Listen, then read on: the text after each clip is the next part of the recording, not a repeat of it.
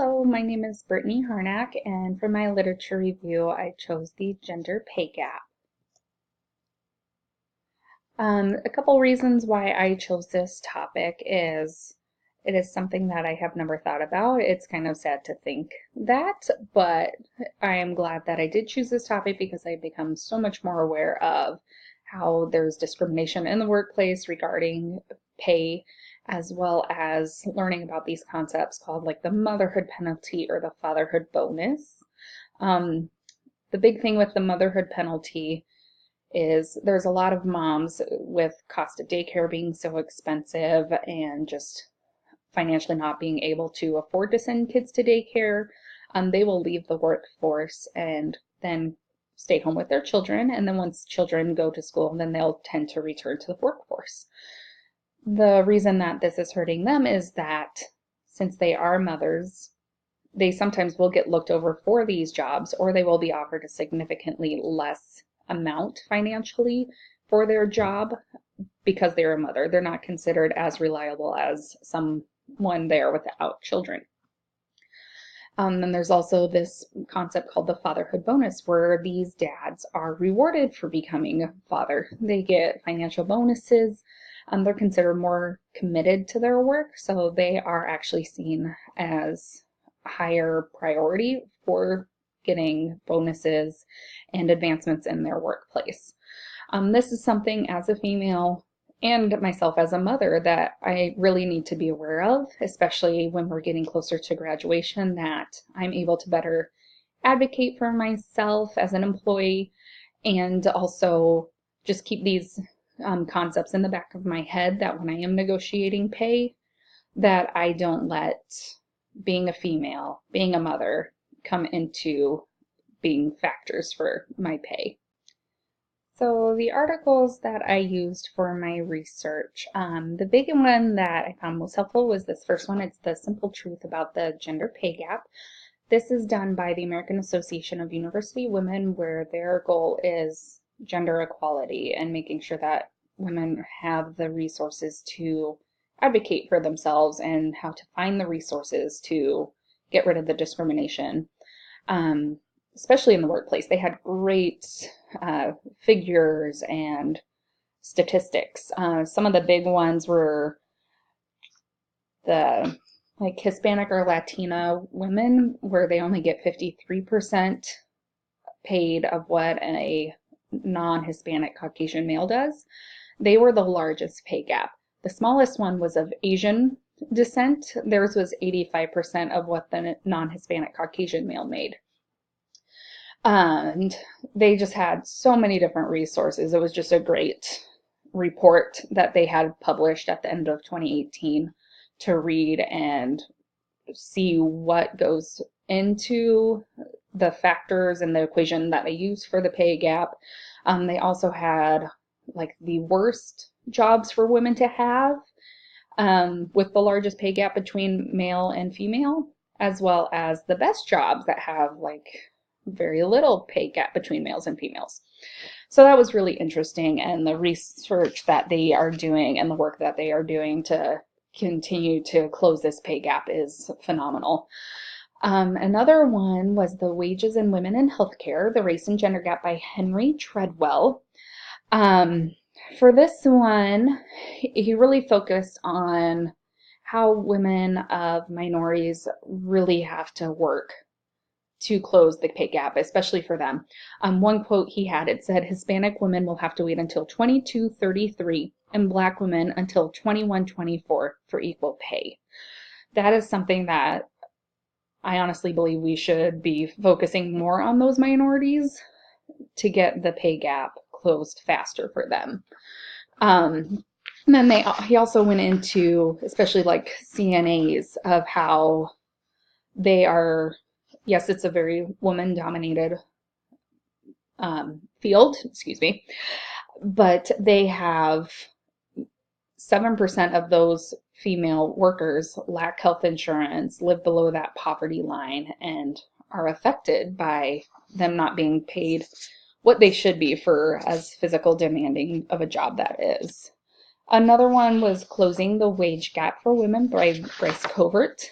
And in this article, he really focused on the law that was passed in 1963 that says that women cannot be paid less than men. As you can see, we're in 2019. This is still a big issue, so we still have a way to go. Granted, when that law passed, we did close the gap quite a bit, but it's kind of stalled over these recent years. So the AAUW has been trying to figure out why we're stalling. And the last article, The Wage Gap, the Who, How, Why, and What to Do, that was done by the National Women's Law Center. This one was similar, just more fact-based than The Simple Truth by the AAUW. It just had listed statistics, what causes and what we need to do to achieve equal pay, so it was a nice overview. As far as the strengths, I felt like all the articles had great strengths. They compared gender, race, ethnicity, sexual orientation, disabilities. They also went into the various career fields, which it was really interesting to me. They also, on the AAUW site, they have an interactive map of the United States where you can click on your specific state and get your state-specific statistics regarding the pay gap. It also has what state laws are regarding fair and equal pay.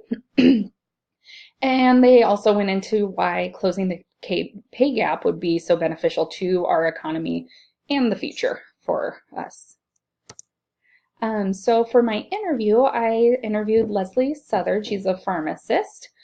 And first thing when I asked her of what her perception about the pay gap was, is that she really remembers when she started pharmacy school that they stated pharmacists' pay, no matter men or women, was equal. It was kind of just like you graduate, this is your set pay. So when I was on the AAUW, as you can see on this chart, the 10 smallest pay gaps for women, pharmacists rank 4th, so it was really nice to be able to hear that what she was being taught in school was correct. Then I asked her about when she did start her first job, did she feel like she could negotiate for a better pay, or did she feel like that wasn't really something she was able to do? And for her, she was just saying from going from being an intern making like $18 an hour to her immediate 6-figure salary, she didn't feel like she needed to advocate for a better pay, mainly because it was such a huge increase. She was happy just to have a job, honestly. So I asked her now if she's were to look for a new job, would she feel like she was comfortable to negotiate pay? And she said usually when she talked to coworkers and other pharmacists, it was one of those things that for pharmacists, it's kind of based off your experience. So you're fresh out of school, they're going to give you this generic basic salary. Whereas as you get more years earning, she said then she feels like she might have a little more wiggle room. And so then for her, we talked about different ways to go about asking for more pay. For her situation, her husband is actually a stay-at-home dad and watches their child, so she is the source of income. So she said by being the main source of income, it's actually built her confidence to where she feels like she could go to her employer to be like, nope, I need this much, and try and negotiate for that better salary. So things to consider. The articles went into really about how do we close this gap. And so a lot of it is, for the female, is know what your market value is and negotiate for that better wage. If you know what position you're going for and you have all of those qualities that they list and the experience, then go for the higher wage. Don't just be like, oh, I'll take the minimum. It's okay. A big thing they said is do not disclose your prior salary. That is something I know they list on applications, and it's not something that I knew prior that I did not have to list. It's not a requirement. And then know what your state laws are. A lot of times the laws are in place, but many of the states are not following them. Not necessarily that they are saying no, because you're a woman, you're going to be paid less. It's more like they're just there, but they don't really enforce them type thing. And then there are articles listed great things to be able to do if you know you are experiencing pay discrimination in your place. Just making sure you write everything down. And then if you're really wanting to fight and go through legal action for it, just know it's going to be a long haul. The AAUW had so many resources of what to do during that and how to get the help that you needed. And then these are the references. Thank you.